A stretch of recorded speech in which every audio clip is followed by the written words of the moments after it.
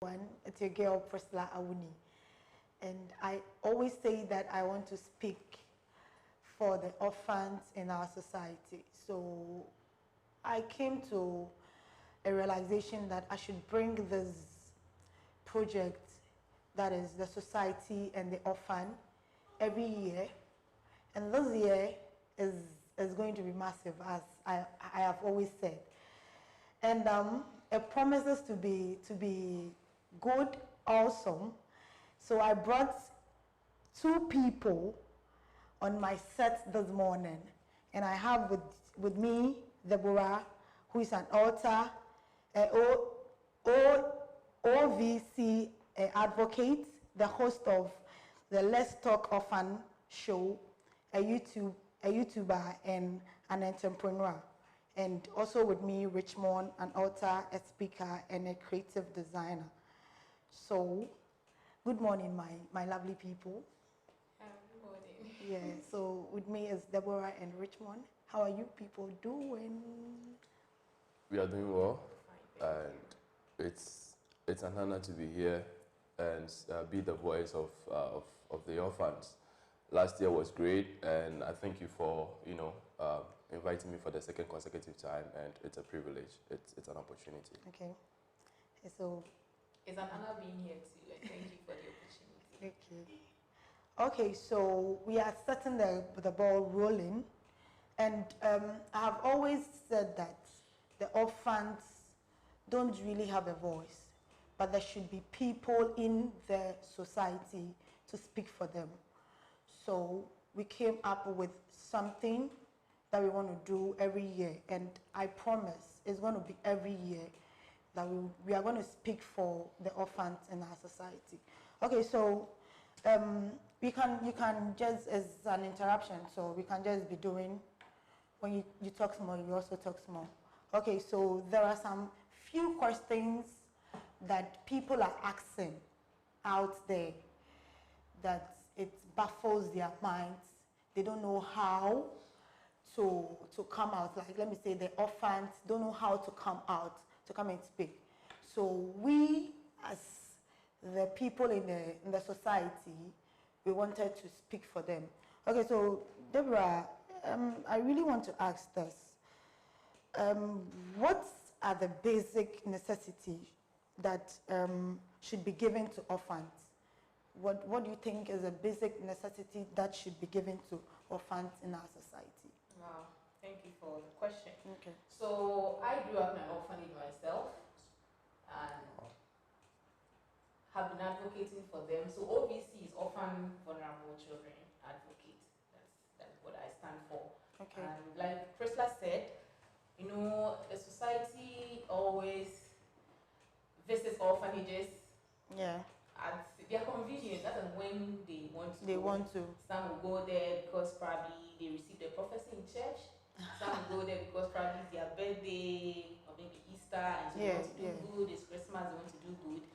But we actually tend to forget the day in, day out struggles that they face in the orphanage. Yeah. And I've come to also realize that the word orphan is really broad.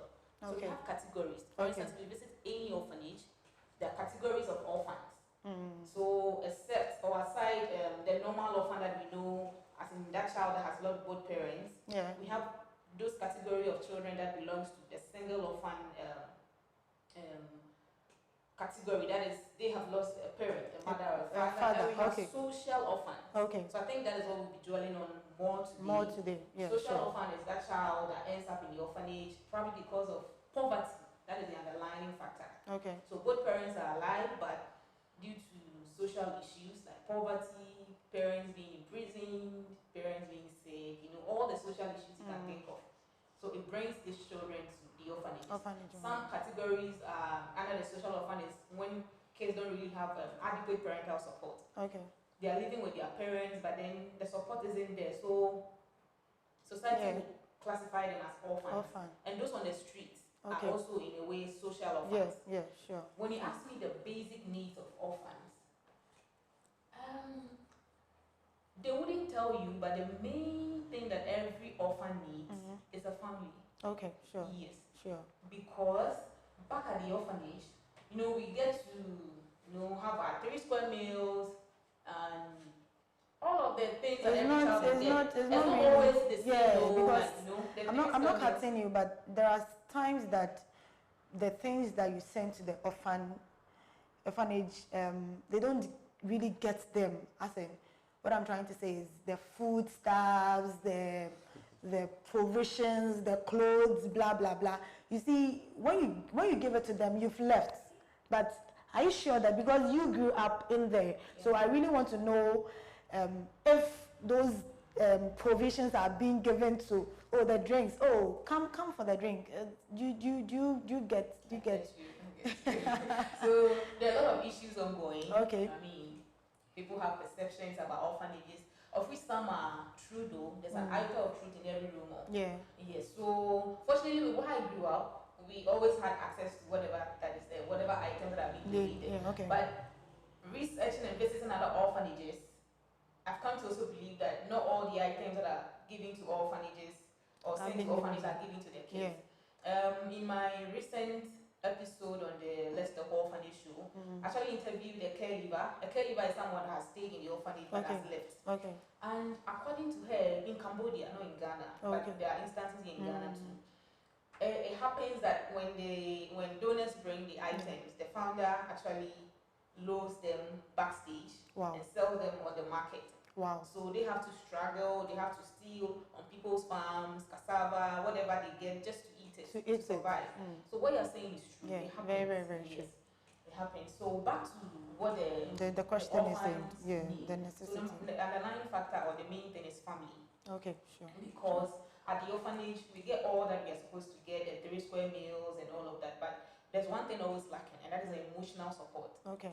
Yes. Okay. There's that emotional void that nobody actually can fill it for you, except when you are under a family or you are living with a family. And so in Ghana now, the phase of orphanages is gradually wiping away. Yes. They want to institute a Ghana without orphanages. Wow. Yes, Ghana without orphans, and that is. And you think it's possible? You think it's possible? It's possible. It's not possible. Because I'm thinking. It's possible. It's not possible. Okay. It's possible because when all of us advocates or volunteers to be foster parents. Yeah. So all I'm saying is documented in the Care Reform Initiative. Okay. You can Google it and get the Care Reform Initiative. All of these initiatives are in there. So it's possible in a sense that social welfare is now looking for foster parents. Okay. So instead of taking the children to orphanages, they take them to a foster parent.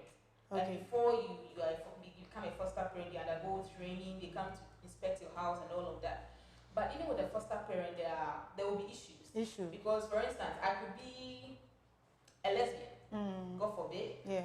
But I could be that, and I can come to social welfare. Okay, I want to adopt. I won't say I want only a female. I want both. Yeah. And your mind wouldn't go there. Like you wouldn't even suspect that. Yeah, some of these things are the leakages and the foster parenting thing. So I think rather orphanages should be regulated. Okay. Yes, we should rather regulate them, and that would do us some well. Thank you very, very much. I'm impressed because the basic necessity of an orphan is a family. Yeah. It's a family. It's a family. All this while, probably maybe we think sending them food and no, I think really they don't really need it. They need it though, but what they really need as a family. So as you said, the foster parenting something, like we should look at that. In Ghana, we should look at that, and I think it will work. Okay, so big man Richmond. I like the voice, the voice that he used in speaking. So, okay, so what is the growing crisis of an African orphan?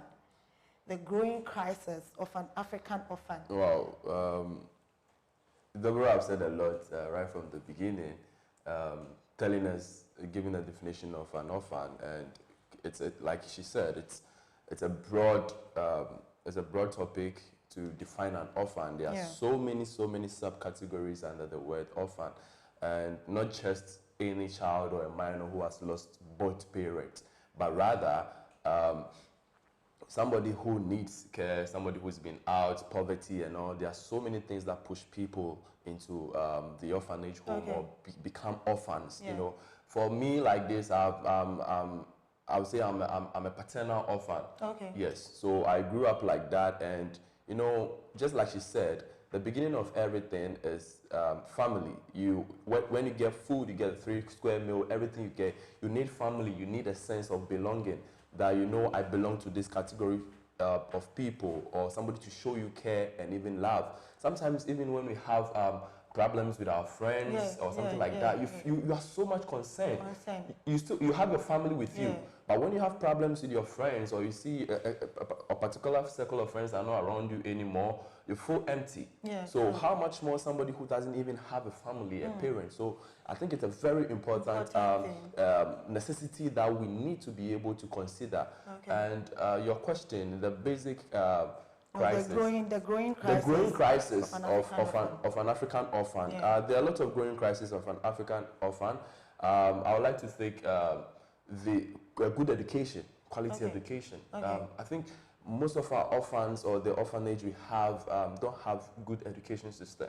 Like she said, she grew up from an orphanage home, and she's very outspoken. She's making a voice. She's becoming a voice in the community.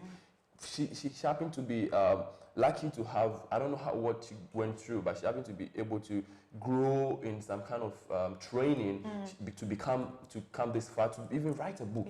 So if we can be able to give our orphan good education, we can be able to, you know, develop what they carry, develop their potential. I think they can grow into society. Okay, Richmond, I'm not cutting you. I think last 2 years when I went to Bojiase, the mother of the home advocated that if we can get volunteers to come and teach. So I was asking myself, why in the, okay, Deborah, you can help me with this. Everyone is your question though, but Deborah can help me with this. Is it that there is, in the home, there is schools there, right?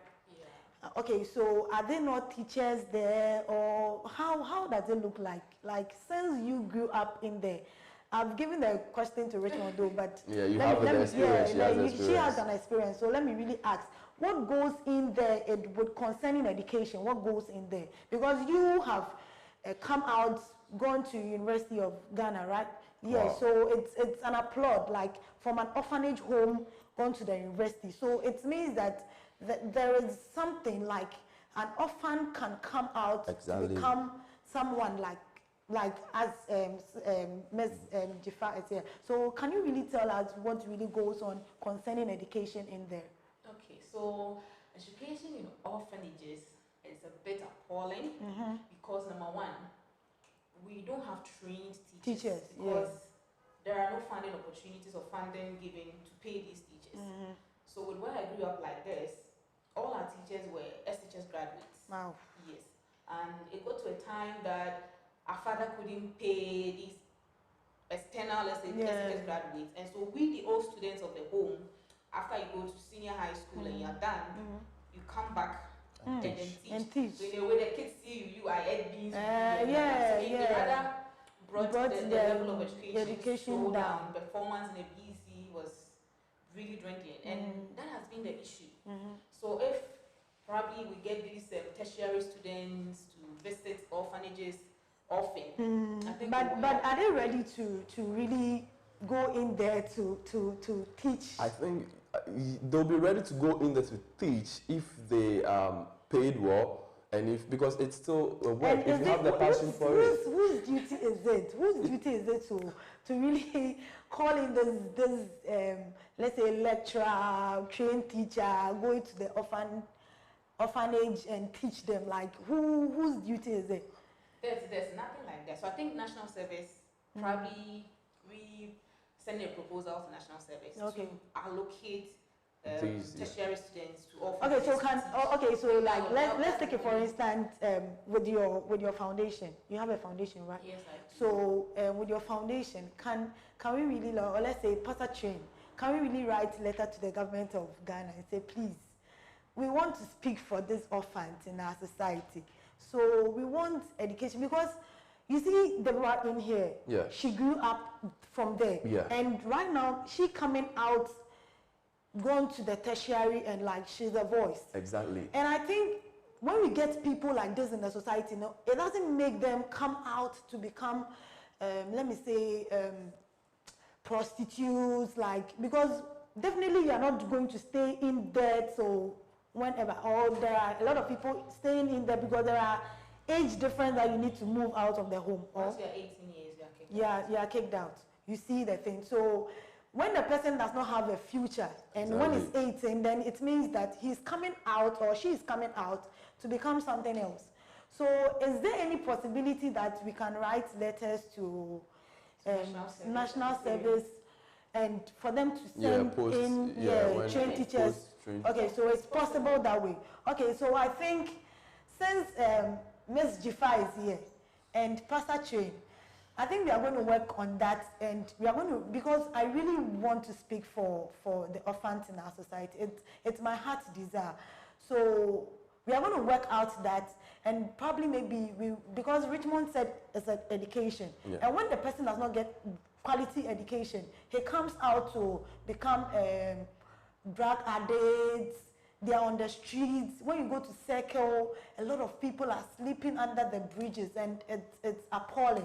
It's not the best. So I think we are working out, and since we are coming out to speak for the orphans in our society, I think this time round we will really speak, and it will make a voice out there for us to make an impact. Okay, so thank you very much.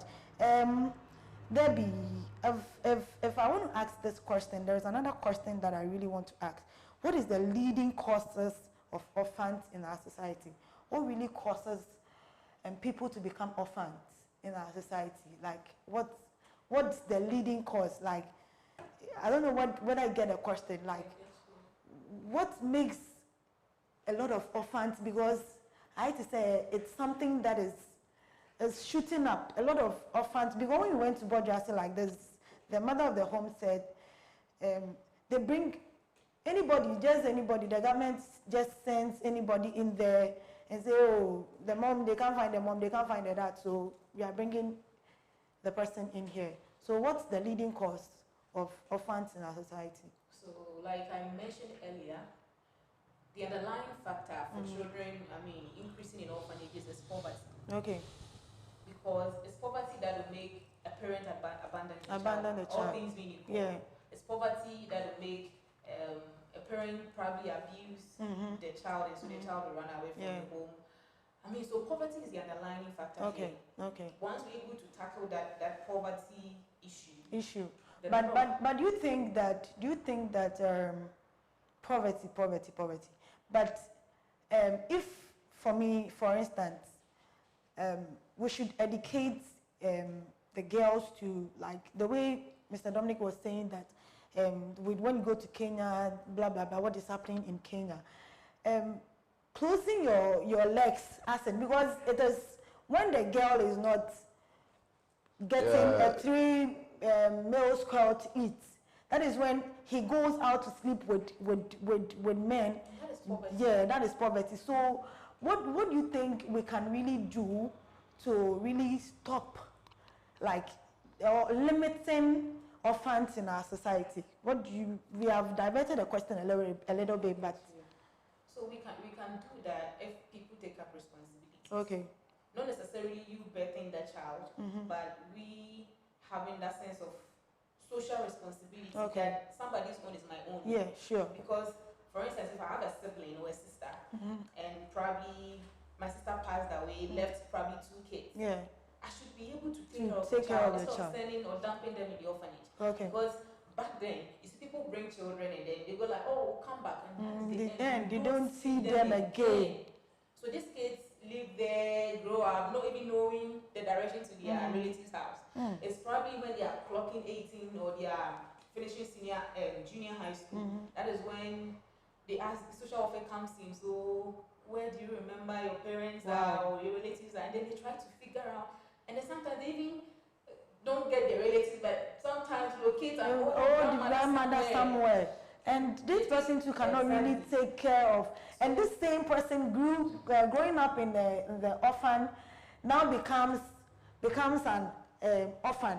No, so the same person also goes to sleep with someone and gives birth to a premature. You get it. So I think it becomes a cycle. Okay, it becomes a cycle, and because somebody coming out of the orphanage not being well built, not having any quality education, not having any skill to involve with themselves in a trade or an industry. They come out, they go through the same cycle again. They want to because once they come out, they want to survive out there. So anything that gives them survival is what they will do. So a lot goes in, and then on their path to survive, they get themselves involved in so many things, and then they get teenage pregnancy comes in because recently I heard in the news that there is rising of teenage pregnancy in some parts of Ghana. So it goes on, and then they can't take care of their kids. They have to go back to school, and then the children goes back to a foster home or something like that for them the mothers to also build another life on them because they can't even take care of themselves. And the people that get them into the teenage pregnancy, they are also not taking responsibility for that. So I think if we can be able to have a social responsibility that will be able to train the people out there, that is when it comes. It doesn't matter if the person has lost both parents or not. It's a work of the streets. We need to get people involved in training, in technical training. And I think we really need to speak.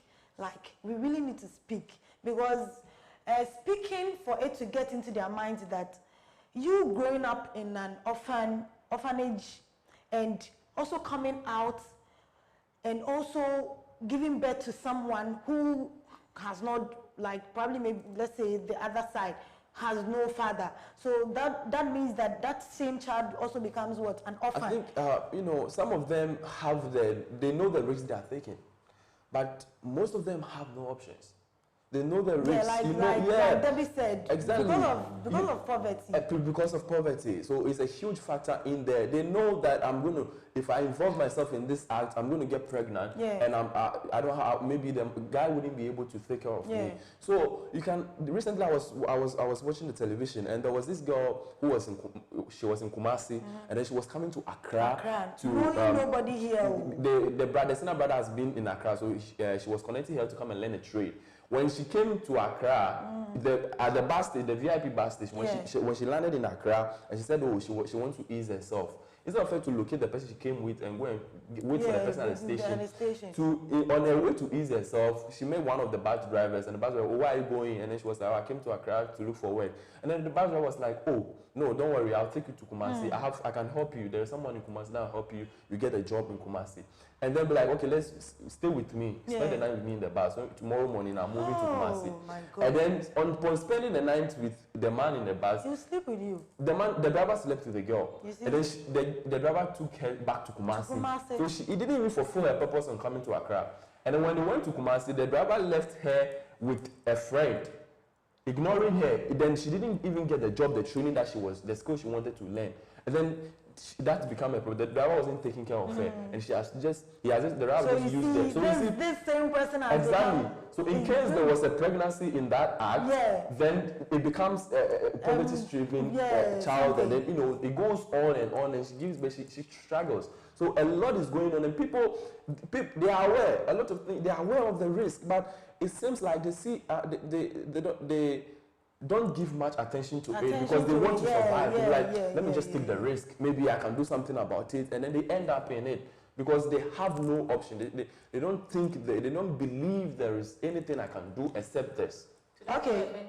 Exactly. So I think we are really spoken like this within some 10 minutes to 15 minutes. We are really spoken, and I think we'll be going for a commercial break, and when we return, we will wrap up everything. And I think we have some questions too that people have sent to me that we really want to ask our panels.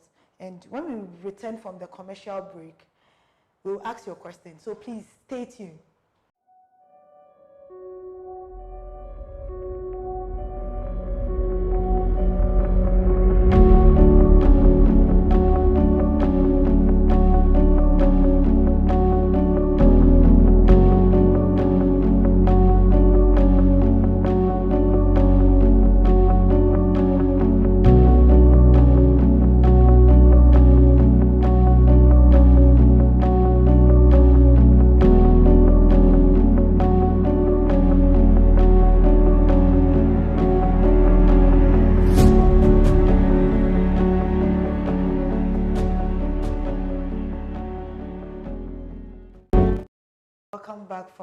commercial break, and it was interesting. We are continuing with the Society and the Orphan, the second edition, and in front of me I can see some books written by Ms. Debbie, and this is Forest in the Wilderness, and this is another one, Beyond the Orphanage. And I would really love her to talk about the books, but before she talks about the book, there are some questions we really need to tackle again before she talks about the book. Okay, so Ms. Debbie, welcome back again. Thank you. There is this question that says that what are the dangers associated with orphans and vulnerable children in our community? What are the dangers associated with orphans and vulnerable children in our community? Wow, that's an interesting question. Yeah, so there are a lot of dangers. Right from those in the orphanages, those on the streets, those living with relatives who are orphans. I mean, the word orphan it has this deep connection and associated with sorrow, okay? And one basic or major danger has to do with inferiority complex. Okay. You know, that lack of confidence, being timid. And that is one thing probably every orphan goes through, especially those in orphanages, because you number one, you tend to believe that you don't deserve the best, because all donations that comes in are not really the best in quote. Yeah, sure. You get it. So that is one basic danger. And you know, once a person loses that value, that dignity, it derails the person in so many ways. If your self-confidence is stripped of you, you are vulnerable to anything. Sure. And some of us came out from the orphanage looking for love in places we shouldn't even go to look for love. And I mean, I can keep on with that aspect of the story and on and on. And another thing has to do with exploitation. Okay, that is one danger associated with being an orphan, because you know, you are just looking for how to survive. Back in the orphanage, once you are 18 years, automatically you are kicked out. Except Indonesia that allows children to leave orphanages at 22. Wow. All other countries, once you are 18, you are asked to go. And you can imagine what an 18-year-old can do for himself. And because they go through a lot of hands before getting to the orphanage, even before JHS 3, they are already past 18, and so they are considered or given that grace period. Okay, once you're done with junior high school. Now in Ghana, how many organizations will recruit a BC certificate holder? With that certificate, you can't do anything. And as I speak right now, there are a lot of my friends or siblings that I grew up in the orphanage from who have gone through this exploitation from people they thought they could trust and all of that. I've got friends or siblings or sisters who got pregnant along the way. Some being initiated into things that they are not even really smoking and all of that. Because number one, when you come out, where to sleep is a problem, because you know there's this dysfunctionality regarding connecting to your family. Both parents, I have both of my parents alive, but that connection is broken. You get it? I can stay for months without hearing from my parents and I'm okay. But that shouldn't be because of the situation I went through. So a lot of them actually finish and so they don't fit in the family.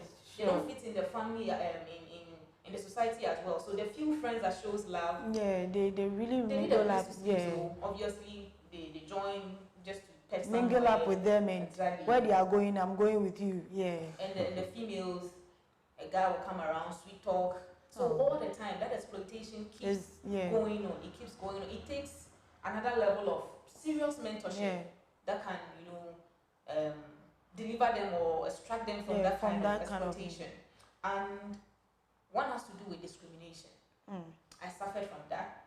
You know, you don't dress the way we dress. You don't talk the way we talk. You don't walk the way we walk. Because back in the orphanage, it's a different world. Sure. So different. And then when it comes out, you could sense like a fish being thrown out of the water onto the and the difference is so real, and it's just harsh like that. Normally in agric, plants when they are undergoing transplanting, there's the shading, and they take the shade off, so by the time they get to the field, they're able to withstand all the pressure. In the orphanage, it's not like that. You're not given any training.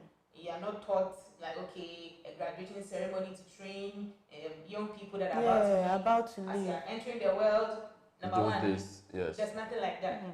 So you come out and you have to navigate your way throughout to yourself. See your own. You do everything yourself. And so that is how the discrimination bit also comes in. So these are the three areas that you think. I think okay. So I'm not really. We really want you to talk about your story though, but since you made mention that your parents are alive, what made you end up in the home? Okay, so like I mentioned, social orphans. Okay. They are the categories that have both parents, but because of poverty, parents going through divorce, parents separating, one person leaving the other. Yeah. So for instance, now orphanages don't even allow pictures to be. You can't just take pictures. You can't put on social media. That is one thing I also advocate against. Because with my contacts with orphanages, when they get to senior high school, some of them are being mocked. Okay. And so they have to look for ways to retrieve their pictures from online. So people, I just don't get why society. I mean, that is why I really want to speak for it, because it's like when they come out like the way you are saying, somebody might see you and be like, she's an orphan. She's an orphan. Orphans there, that one there, they don't have nobody, there was no care, no love, so the society looks at them with some kind of eye, some kind of, that kind of lifestyle. So I don't know. Since you are telling us about how you ended up in the home, what are the pains, the sorrow, some of the things that you really went through in there? You can really talk to us, and we'll see how best. Probably maybe we can be, since we are speaking for the orphans in the society. Probably maybe as time goes on, we'll be speaking, and then very soon we'll get to a point that those people mocking orphans and that thing will just and everything will reduce. If really you can enlighten us more on that. All right. So in Ghana, it's believed that kinship care was something that was in existence before the orphanage thing set in by the whites. Okay, so it was believed that if a child loses the parent, relatives are supposed to take care of the child. Yeah. And that was that's a kinship. Yeah. Where society saw these children as their own and so embraced them like their own. Okay. Now the narrative is changing. Yeah, it's changing. And so issues like broken homes and people not really willing to accept responsibilities and poverty issues has pushed all of these cases in the orphanages. Now the orphanage comes with its own challenges. I define the orphanage in so many ways. It's a lonely place, but it's one place that can also build you up. Yeah. It can toughen you. On a typical Saturday like this, regular orphanages receives like 4 or 5 donors to come around. Yeah. Each of the groups come. You're supposed to take pictures, smile. Smile. Meanwhile, you're not ready to smile, but you're forced to do it. These people go. They take a part of you away with them. Another group comes. Yes. Then they come. Happy, they go. Another group comes. So that it leads to attachment disorders. Like that, you are just not able to really that emotional stability. Yeah. Because one way you are clinging to this person. The person goes to the person again. Another time, another phase comes. And so that was one pain that all of us had to go through. Amidst your own challenges. And because the caretakers are few, the ratio can be like 1 to one caretaker to 30 kids. You get it? And who even does that? Even in the homes with parents having too crowded, they are not able to control. So that is one issue. And so when you're going through anything, you are not just able to approach these caretakers because they don't have time. They have a lot of cases to attend to. And so all of us, in a way, like the bigger ones, have to take care of the smaller ones. Yes. So we built our own family ourselves. So that is one thing, that emotional void. Back in the night, you're not well, but you have to hold yourself. And I would say God kept and still is keeping them. Okay. Yeah. So these are some of the pains that you go through.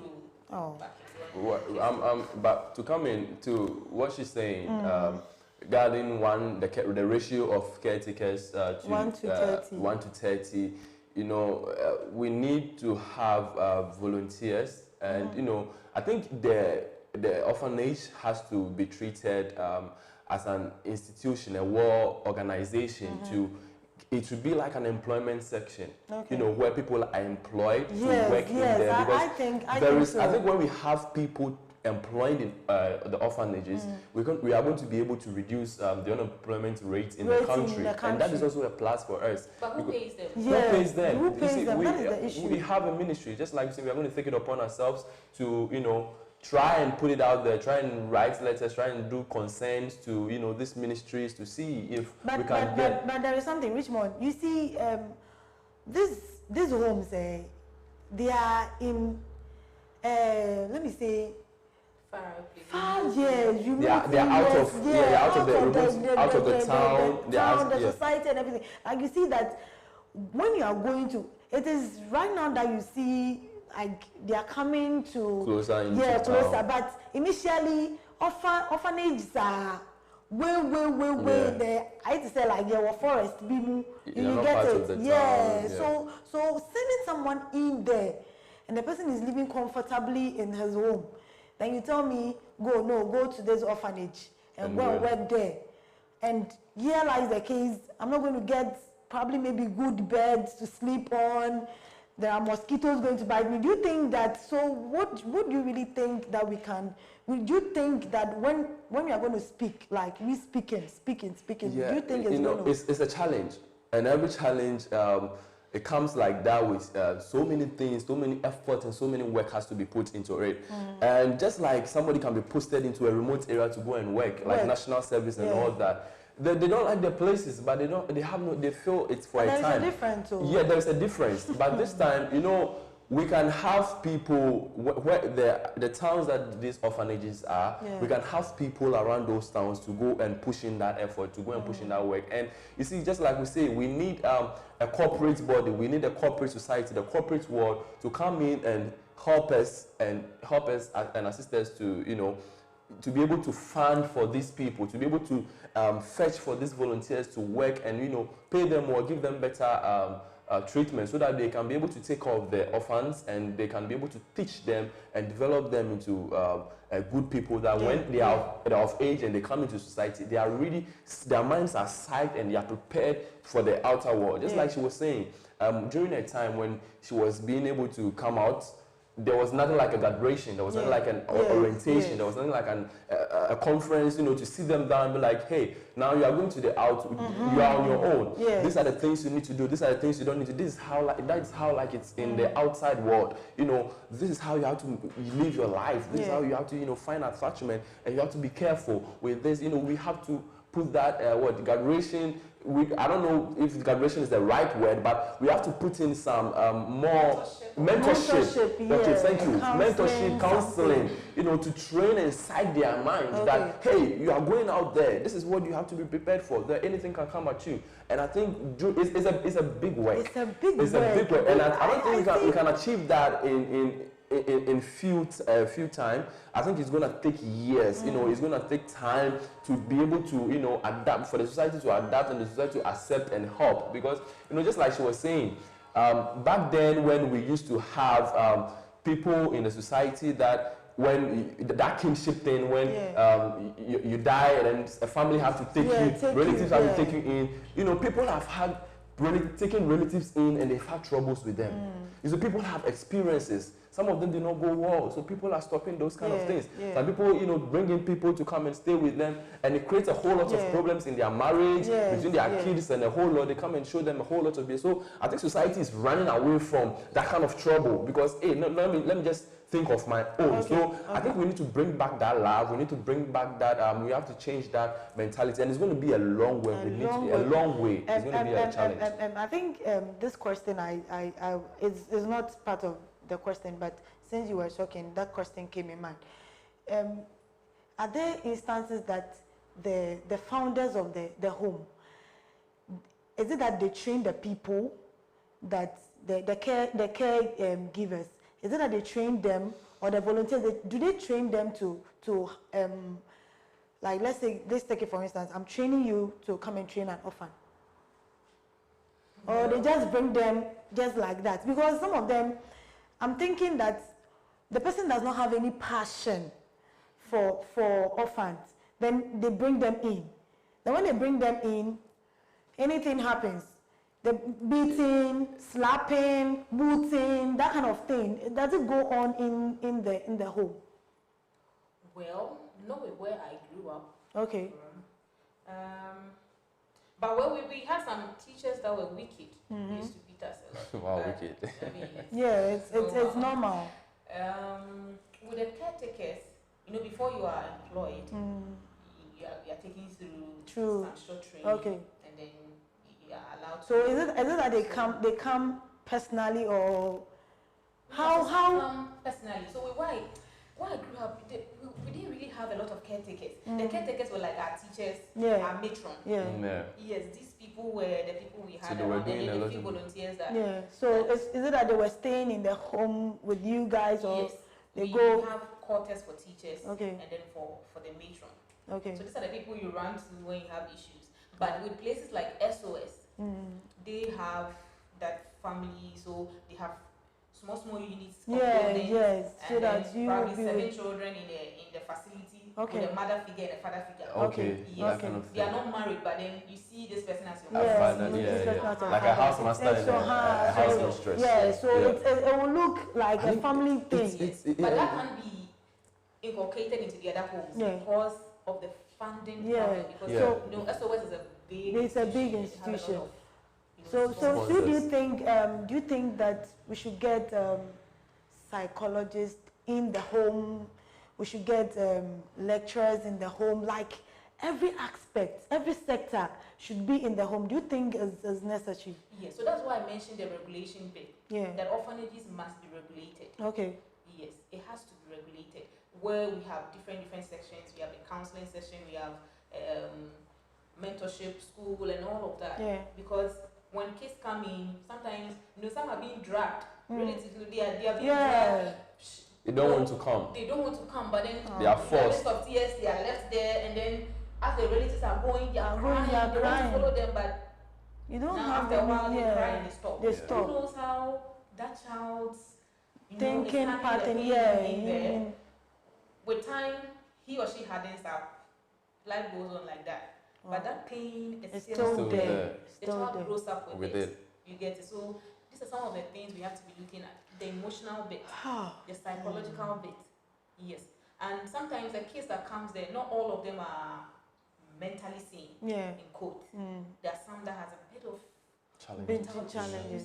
And I remember one of the kids, we didn't have electricity then, and so the plant we're using, the child went to lock the blades with a sponge. And so like for months, you couldn't have in the dark. So, some of these things, you'll be there, someone will throw a stone. You get it, like that bit, it has to be worked on. Yeah, we shouldn't just take that lightly. Okay, so Ms. Debbie is going to talk about beyond the orphanage. Then she talks about forest in the wilderness. Then I think we'll be done with it. So can you really talk about beyond the orphanage? So in some few minutes, something short about the book. Blurb. Yeah. Yeah, so Beyond the Orphanage, A Journey of Hope and Aspirations is one book I wrote when I finished my master's. Okay. So, you know, society always visits orphans and don't even ask, hey, what happens to these children after a while? Yeah. We go there and our concentration is on the kids. It's on the kids. Yes. Yeah. Even the two of you can attest yes. That the last time you visited an orphan, they didn't even ask the founder or the caretakers, hey, so that's what Beyond the Orphanage is about. It talks of the struggles I went through, and then with the scenarios of friends or siblings I grew up in the orphanage, what issues they went through, and then some policy recommendations. Okay. Yeah, so it's available on Amazon and on my website, fatamaku.com. Anybody at all can grab it. At EPP bookshop as well. And then the Forest in the Wilderness, prior to the release of the Beyond the Orphanage, you know, people were wondering what actually transpires in the orphanage. So the caption Forest in the Wilderness, you know, forest is all green, wilderness is a bit dry. So I was trying to compare and contrast the challenges we go through as young people in the orphanage, and also bring to light, I mean, when it comes to donations, the right things we want donors to bring to us and all of that. So everything is also in here, and it can be found on my website and on Amazon as well. Okay. So she has said it all. She has said it all. Okay, we really want to. It saddens my heart, say but this is it. We got to do a lot. We have centered ourselves with me, my father, my mother, my siblings, and we just look at we going to the orphanage home or orphanage when it is birthday, when it is I have some small money inside my pocket, let me go and throw it out, let me get this clothes. And sometimes the thing is tattered clothes. It's not the breast. They also deserve the breast, like Miss Debbie said. They also deserve the breast. So in some few minutes, I just want Miss Debbie to say something in a closing, and Richmond will also say something in closing. Okay, so in 1 minute, we are saying something in 1 minute in closing. What do you really want to tell our people out there? Okay, so I want to entreat everyone out there to start paying attention to young people in orphanages and to start donating or giving in the best of items to these young people. That we don't just come to orphanages when it's Christmas or Easter. And most times, you know, we're asked to pray a lot because people come with donations and a checklist of prayers, prayer points that they need. Wow. Yes, and so after we receive the donations, we have to pray, and the prayers continues. It imprints some kind of mindset that, well, we don't really deserve it, and the person actually got them because he or she was looking for the fruit of the womb. You know, that kind of mindset really stresses our self-confidence. It's frustrating. So all of us should try and visit orphanages, not only when it's Christmas, Easter, that thing, let's make it frequent, because this case counts on our donations. They depend on our donations, and now that, you know, issues are out of hand, price of goods are going up and all of that, donations in orphanages has really reduced, and so it's a call to all of us. All of us. Thank you very much. Thank you. Okay, so in 1 minute, Richmond. So have a lovely viewers, and before I go on to my last message, just like she said, we need mentorship programs, training for the orphanage, and, you know, we need people to, you know, give them a discrimination, you know, give them motivation, give them inspiration. And I think Pasatrain, impacting lives, we need to take that mandate. And I'll be available to, you know, for these sections with Pasatrain. I would like to work with Pasatrain. Anytime you go to the orphanage homes, you know, talk to the children and psych their minds and, you know, put them on the right mentality, you know, give them a mindset, give them a good mindset that even regardless of the situation they find themselves in, they can still come out as someone great. And look at our sister here, Deborah. She's come, she's done a master's, she's gone to the university, she's an author, she's living a meaningful life, and they can have that inspiration. They can do that one as well. So we need to also help their mindset so that when they come out, they can be able to, you know, fit in society and have a better living and build a home for themselves. So if you are watching, please let's be able to, you know, take them in as our own, and, you know, have them as part of our families. And if you want to help corporate institutions and anybody, just let's all volunteer and put in the work to make sure these orphanages are regulated and we are giving them the adequate funds and the adequate help they need. If you can help, please, anybody, you can start from your society. Anybody you feel like blessing lives, let's just not be occasional with helping these orphans. And just like she said, just you need a prayer, you want something, you are seeking God for something, then you have to go and do good so that you get that blessing. No, just do it because you know it's a mandate, it's a responsibility. You are helping out the society, and we all can be able to help these orphans become better people in the society. Thank you. I'm so much happy and grateful to God for today. And this section, or this second edition of the Society and the Orphan, has also brought up something extraordinary out of it with this discussion. So I'm going to come up with we going to the orphanage and we're going to speak to the kids. It's going to be another project altogether. We are going to host that, and I think my team, we are going to sit down and work on that. Since Richmond is in, I think Miss Debbie too will be in. Yeah, and we will be going to the orphanage and we'll be speaking to the kids. We'll be psyching their minds, because it's not just about we sending food in there for them to be eaten. But when they clock 18 and they are being just chased out of the home, what next? So I think we'll be coming up with that. God bless you, Richmond. God bless you, Debbie, for honoring this invitation. I'm really happy. I'm really, really, really, really happy. You've made my day. And the smiles on my face this morning shows that I am really, really, really, really happy. Wow. And God bless you, my team. Pasatrain, we have really gone through a lot. We started planning since last year. The Society and Orphan, we started planning since last year, December, and I'm always on my crew, I'm always on them.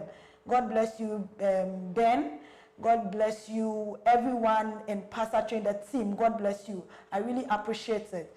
And I want to say a very big thank you to my father, Bishop Charles Awuni, and my mom, wherever she is. She's in Canada. God bless you, Mommy. And God bless everybody, my church members, everybody that is supporting Pasatrain. Please keep supporting us. We've got to do more. There is more to do in the society. Please help us. And I want you to go to, you said where do you find Amazon? Okay. I have books as well. So, yeah, Richmond too. It's only left with me that I'm not writing, but very soon me to write. So they can find my book also on Amazon, The Mysteries of Self-Belief, and that was forwarded by my spiritual father, Prophet James Owusu. And then No More Crumbs was forwarded by Apostle Pascal Amanfo. Okay. So you can find these both books at Richmond George Kekeli Ahon on my website at officialkekeli.com, and then you can subscribe to my YouTube channel as well to get inspired, to be blessed, and blessings. Okay, thank you very, very much. And I want to thank Gospel Accolade, right? Accolade, yes, for this our studio. I'm looking gospel, yeah. but it's all good. It's all good. God bless everyone. God bless everyone. God bless everyone for supporting the Society and the Orphan. God bless Debbie. God bless Richmond. God bless my team. Everybody. And we hope to see you next year. But we are not ending it here. We are going to the orphanage, and we've got to do more. God bless us all. See you in our third edition of the Society and the Orphan. Bye-bye. Bye-bye.